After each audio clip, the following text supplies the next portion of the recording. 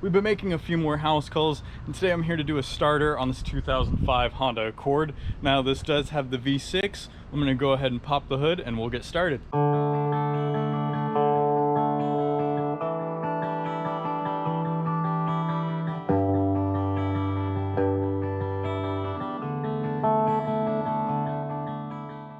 Now these starters are pretty simple on these V6 Hondas.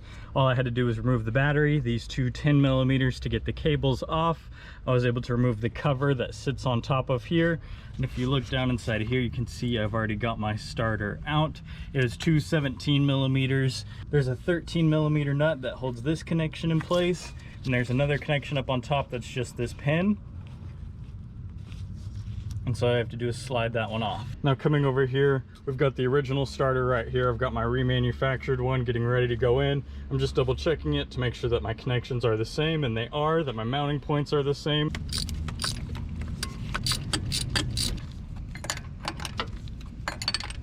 We've got this upper wire connection installed. Our two 17mm for the starter housing are nice and tight. We'll get the battery reinstalled and we'll give it a crank, make sure it starts. Now the other thing that we're doing to this Honda Accord, and we've got the starter replaced, we're also gonna go ahead and install a new cabin air filter. So we can see my air filter cover right here.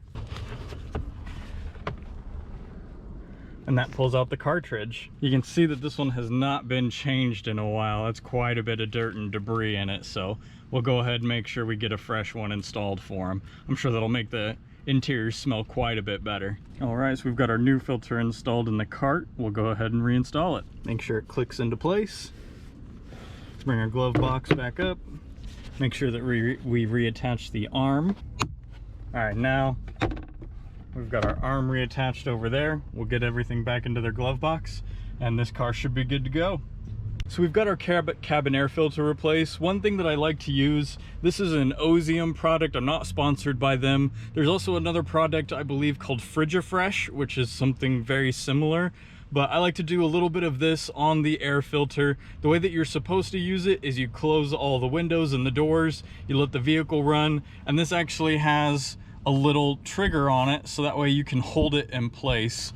So what I'll do is I'll roll up all the windows, I'll let the vehicle run for a little bit with this just spraying into the air. That'll circulate throughout the vehicle, and that should also help take care of some of the odor that people might be getting.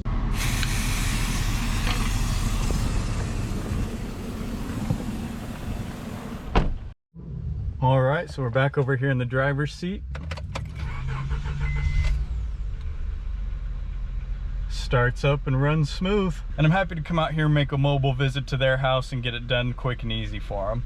So that'll do it for now. We're gonna head back over to the shop and I'll talk to you in a little bit. Today we're doing an oil change after hours, trying to get this car knocked out, and we're doing a safety inspection. I've got the oil change done, but there's something I found underneath here that I think you should see. So everything under here looks pretty good. Serpentine belt's in good condition. So this car has 76,000 miles on it. It is a 2020, so it's definitely been well used. Suspension looks to be in good condition. Boots, drive shaft boots are still intact. But one thing that I noticed as I was looking around when I pulled this panel down, there's a bolt hanging out right here. Not just any bolt. That is a front subframe bolt. And if you look up inside of here, not only is this front subframe bolt completely out, but both front, left, and right subframe bolts are missing from this vehicle. He's been driving it for quite a while. He said his dad noticed that the suspension felt a little loose, something in the front end didn't quite feel right, and that would definitely make sense.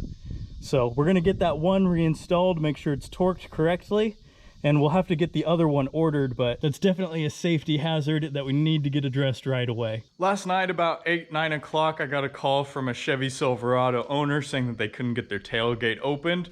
So I went out there and took a look. I still don't have the best setup for filming off location, especially in low light conditions.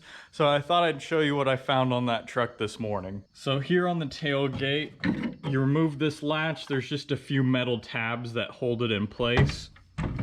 And you can see that there's a metal rod connected on this side, but the rod on this side has become disconnected. So what happened on this side was the little plastic retainer that holds the rod in place has broken. So she had a spare tailgate that she wanted installed. You can see that this one has a pretty good dent right here in the center of it. So we went ahead and we swapped out the tailgates. You can usually get an assorted kit of these plastic clips at your auto parts store, and you can get that resolved for a few dollars. Now, swapping out these tailgates is pretty straightforward. One side you have a fitting right here with a bearing inside of it, so you just need to line it up, get the cables disconnected from the tailgate. There's just a bolt. You lift up these clips and you can remove the bolt. So you pop this end up first, and then you can slide the other end out, replacing the tailgate, and again getting the cable disconnected on this side. Now, the other note that she had on this Chevy pickup was she had this spare wheel available that was found in the middle of a field. But what I thought was strange was you can see that the drum is still attached to this wheel. So picking it up and looking at it from this side, it looks like the axle has broken loose. But I've never seen this before where it keeps the drum and the hub attached to the rear wheel. They didn't have an impact at the time, so they couldn't go through and remove this hub, so I'm gonna do that for them, make sure that they have a spare available for the truck now, and I'll get it back over to them. So a lot of the calls that I've been getting are on location fixes that I've been doing. It's been helping me out a lot. It gets me out of the shop a little bit. There is more work to do on this DeLorean. We're waiting on a couple of parts to show up. The Alice will be getting a hydraulic piston rebuild here soon. Plenty more work to come, not just automotive, but also ag equipment. I want to say thank you all for watching. I really do appreciate it. I hope some of these tips and tricks help you out in the future, and I'll see you in the next one.